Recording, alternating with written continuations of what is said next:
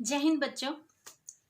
आप लोगों के सामने मैं लेकर आई हूँ एपिसोड नंबर 9 बिना बटन का रेडियो सीरीज की, और इसका शीर्षक है चश्मा, खुशियां ढूंढने वाला। देखते हैं आज की कहानी में ये चश्मा क्या रोल अदा करता है। जैसे जैसे शांतिवन के सदस्यों में बढ़ोतरी हो रही थी, वैसे वैसे शांतिवन की सुबह गुलजार होने लगी थी। उसकी सुबह अधिक चिड़ियों से चहकने लगी थी। उसके दिन अधिक तितलियों, फूलों, पेड़ों, मछलियों, भंवरों, गिलहरियों, हिरणों, हाथियों इत्यादि से संवरने लगी थी। साथ ही साथ उसकी रातों की चांदनी में थकावट अंगड़ाई लेने लगी थी। जब सबके परिवार बढ़ने लगे, बच्चों की जिम्मेदारियां भी बढ़ने लगीं। उनके लालन पालन से लेकर उनके नखरे तक बढ़ने लगे। उनकी नन्ही नन्ही जिम्मेदारियों की छांव में माता पिता के मुस्कान की किरणें धूमिल सी होने लगी। सभी परिवारों में सेकेंड जनरेशन खिलखिलाने लगी, और बहुत सारे परिवारों में तो थर्ड और फोर्थ जनरेशन भी खिलखिलाने लगी।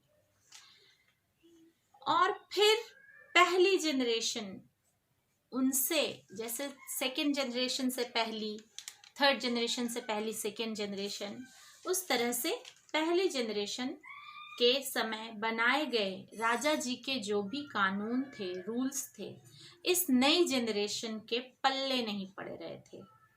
और इस प्रकार सभी घरों के रिश्तों की चाशनी में एक मनमोहक सी खटास मिल गई थी। कच्ची कैरी जैसी खट्टी और मीठी। यह स्वाद किसी को जीवन के नए अनुभव सिखा रहा था, तो किसी को बेहद परेशान कर रहा था।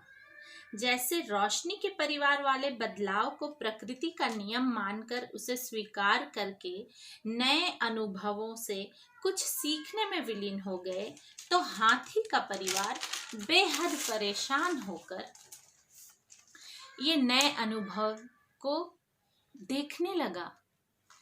कहीं मृग हिरण का परिवार इस बदलाव से अपनी रफ्तार तेज कर रहा था, तो कहीं कछुए का परिवार इस रफ्तार से ताल ही नहीं मिला पा रहा था। हमारी रोशनी को बदलाव पसंद थे, क्योंकि उसके परिवार वाले हर बदलाव को त्योहार में बदल दिया करते थे। रोशनी बड़ी हुई तो उसके कमरे यानी उसके बरो, जहाँ पे रैबिट्स रहते हैं, उसका आकार बड़ा कर दिया उसके माँ बाबा ने।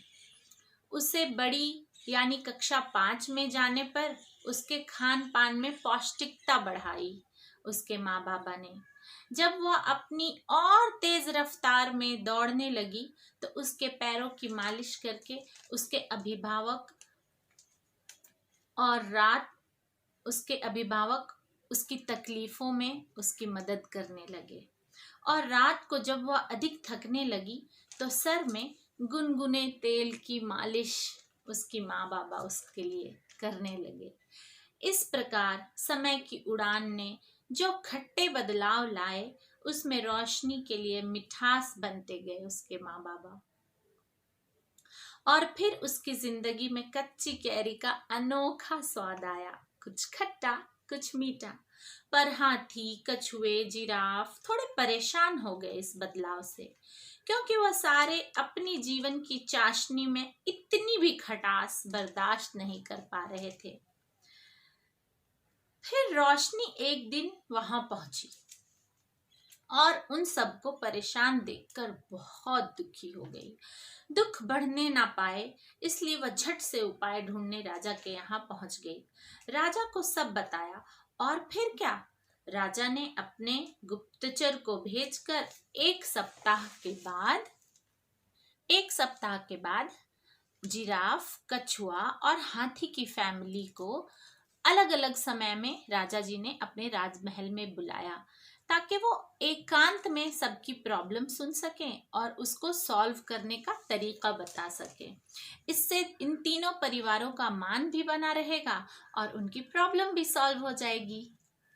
शांतिवन के राजा समय के साथ साथ एक ऐसे अधिनायक लीडर बन गए थे जो बहुत ही ज्यादा शांत, गंभीर और स्नेही हो गए थे। क्योंकि जैसे जैसे उनका साम्राज्य बढ़ रहा था, उनके कर्तव्यों का भार भी बढ़ रहा था और इसको संभालने के लिए इन सारे क्वालिटीज का उनके कैरेक्टर में होना बहुत जरूरी था। तो उन्होंने समय का सदुपयोग करके अपने अंदर ये सारी खूबियां डेवलप करी। राजा जी को ये बात तभी समझ में आ गई थी कि शांतिवन जैसे जैसे बढ़ेगा, मुझे बहुत ही शांत स्वभाव और स्थिरता के साथ अपने डिसीजन लेने पड़ेंगे। अगर मैं स्वार्थी और व्याकुल हो गया तो शांतिवन को संभालना आसान नहीं होगा। ये बात राजा जी को तो उसी दिन से समझ में आ गई थी, जिस दिन राजा जी ने सबकी आस्था को जानकर, अपनी आस्था को उनकी आस्था से जोड़कर शांतिवन के लिए एक बहुत ही प्रेरणा स्वरूप अधिनायक बनने की कोशिश प्रारंभ कर दी थी। राजा जी ने एक एक करके सभी परिवार के मुखिया को एक चश्मा दिया। वो चश्मा कुछ इस तरह का था, जिसमें एक शीशे पे अच्छाई और एक शीशे पे बुराई लिखी हुई थी। ये चश्मा देखकर वो तीनों के परिवार के मुखिया बड़े व्याकुल हो गए। उन लोगों ने पूछा राजा जी से, अब इस चश्मे का क्या करेंगे हम लोग राजा जी? तभी राजा जी मुस्कुराए और उन्होंने कहा, जिस तरह जीवन में हमें सबकी अच्छाइयां देखने की जरूरत होती है ना, वैसे ही अपने आसपास उगती हुई बुराइयों को देखने की भी जरूरत होती है। जब हम उसे देखेंगे, उसे समझेंगे, उसका निरीक्षण करेंगे, तभी हम उसको एक्सेप्ट करेंगे कि हमारे आसपास ये बुराइयां ग्रो हो रही हैं, और फिर हम लगेंगे उसको सॉल्व करने के तरीकों को ढूंढने में। बुराई हर समाज में होगी। जो समाज जितना जटिल, जितना बड़ा होता जाएगा, उसमें बुराइयों की मात्रा उतनी अधिक होती जाएगी। ये प्रकृति का नियम है। लेकिन उन बुराइयों को छोटा करने के लिए सिर्फ एकमात्र उपाय ये है कि उसके इर्द गिर्द इतनी अच्छाइयां फैला दो कि उस बुराई का महत्व इतना सा हो जाए। ये देखिए बच्चों, अगर हमारे समाज में कोई बुराई इतनी बड़ी है, तो उसको छोटा करने का सिर्फ एक ही उपाय है कि उसके सामने इतनी बड़ी अच्छाई खड़ी कर दी जाए। और शांतिवन में जितने भी उपासक हैं ना, सबकी आस्था के हिसाब से जो बुराई है वो बुराई ही है। अगर किसी एक बुराई को महाबली ने, जैसे कि चोरी करना, इसको महाबली ने बुरा कहा, तो इसको सरस्वती जी ने भी बुरा कहा, इसको लक्ष्मी जी ने भी बुरा कहा, इसको प्रकृति ने भी बुरा कहा। ये बुराई कभी अच्छाई नहीं बन सकती। बुराई बुराई ही होगी। जनरेशन आएगी, जनरेशन जाएगी, अच्छाई और बुराइयां उसमें रहेंगी। बच्चों, शांतिवन के सारे बच्चों से राजा जी की यही आग्रह है कि अच्छाई को अपनाते जाइए, बुराई को पहचानिए, उसके साइड इफेक्ट्स क्या होते हैं, उसके रिजल्ट्स क्या होते हैं, उसे पहचानिए और फिर डिसाइड कीजिए कि आपको इसे अपनाना है या छोड़ना है। पर मुझे पूरा यकीन है, मेरे शांतिवन के सभी बच्चों को बुराई कभी भाएगी नहीं।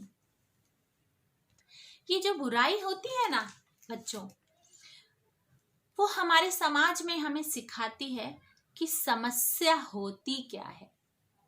और जब तक हम समस्या को जानेंगे नहीं, उसका उपाय ढूंढना सीखेंगे नहीं, तो बुराई का होना कोई बहुत जटिल व्यवस्था नहीं है, जटिल अवस्था नहीं है।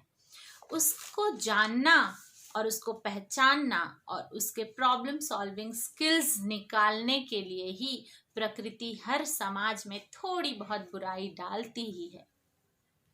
इस बुराई और अच्छाई का ताना बाना जब हमारे शांतिवन के समाज में बढ़ेगा तो प्रत्येक अभिभावक का, प्रत्येक पेरेंट्स का ये कर्तव्य होगा कि वो अपने बच्चों के साथ बैठकर इन अच्छाइयों और बुराइयों के बारे में बात करें और उन्हें इन सब के बारे में बताएं कि एक अच्छाई अपने साथ अच्छाइयों की लड़ियां लेकर आती है और एक बुराई अपने साथ बुराइयों की कड़ियां लेकर आती है।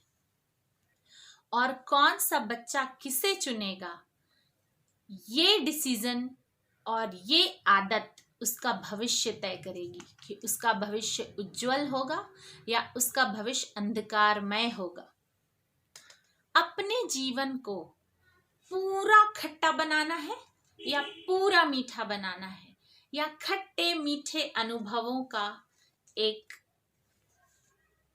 यादगार सफर बनाना है, ये हर बच्चे की अच्छाई और बुराई को चुनने का जो तरीका है उस पे निर्भर करेगा।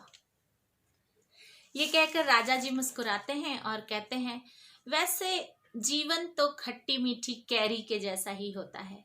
अगर जीवन में खटास ना हो तो मिठास का महत्व पता कैसे चलेगा। प्रॉब्लम्स तो सबके जीवन में आएंगी। अगर ये बुराइयां ना हो तो हमें पता कैसे चलेगा कि अच्छाइयों की अहमियत क्या होती है। अपने बच्चों को इन बुराइयों से अच्छाइयों तक पहुंचने का सफर सिखाइए। उन्हें सिखाइए कि कैसे पहचाने कि इस बुराई के आगे कौन सी अच्छाई लाकर खड़ी करनी है कि जीवन खटास में भी मिठास ढूंढ ले। अगर खटास यानी बुराई को मिठास यानी अच्छाई को जानने का माध्यम बना दिया जाए, खटास को मिठास को जानने का माध्यम बना दिया जाए तो जीवन और मजेदार हो जाता है। राजा जी ने उन लोगों को इस चश्मे के साथ, अच्छाई और बुराई देखने वाले चश्मे के साथ अपने घर भेज दिया और बोला, जाइए अपने घर जाइए, अपनी इस पीढ़ी को आने वाले समय में जो भी उनके जीवन में समस्याएं आएंगी उसको सुलझाने के तरीके सिखाइए ताकि उनका जीवन भी खट्टी मीठी याद बन जाए अपनी आने वाली पीढ़ी के लिए, और एक एग्जाम्पल सेट कर दे अपने आने वाली पीढ़ी के लिए कि कैसे जीवन को अच्छाई और बुराई का सामंजस्य करके, अच्छाई और बुराइयों से अच्छी चीज़ें भी सीख करके बिताया जा सकता है।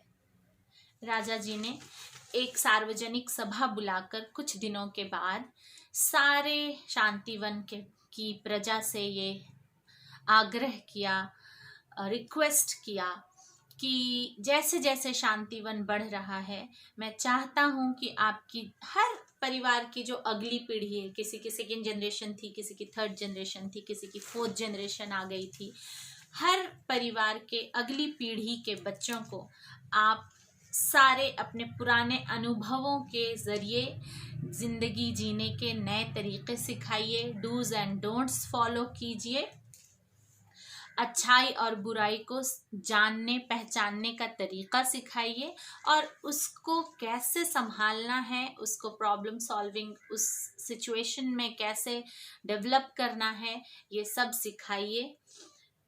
और बाकी प्रकृति किस बच्चे को कहाँ ले जाएगी ये तो प्रकृति ही जाने, इसका ज्ञान तो हमें नहीं है।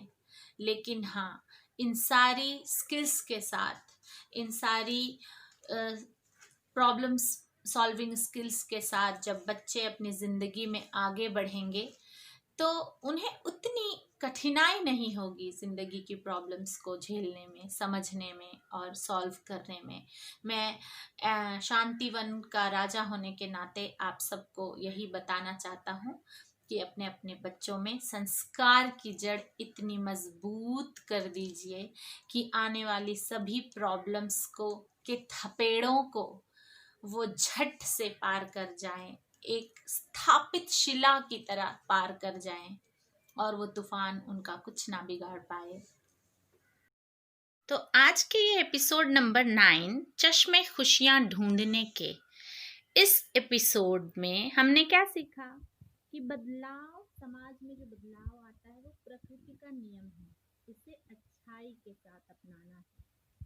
प्रत्येक बदलाव हमारे व्यवहार से अच्छा या बुरा बन सकता है, और बुराई को पहचानिए और अपनी अच्छाई से उसे छोटा कीजिए। केवल अच्छाई की बढ़ती मात्रा ही बुराई को छोटा कर सकती है बच्चों। कैसा लगा आज का एपिसोड नंबर 9 आपको, बिना बटन का रेडियो का? ऐसे ही अच्छी चीजें सीखते रहिए, हमेशा खुश रहिए, जीते रहिए, अपने देश के लिए छोटा ही सही पर महत्वपूर्ण कदम उठाते रहिए, हमेशा मुस्कुराते रहिए। वंस अगेन, जय हिंद एवरीवन, स्टे ब्लेस्ड।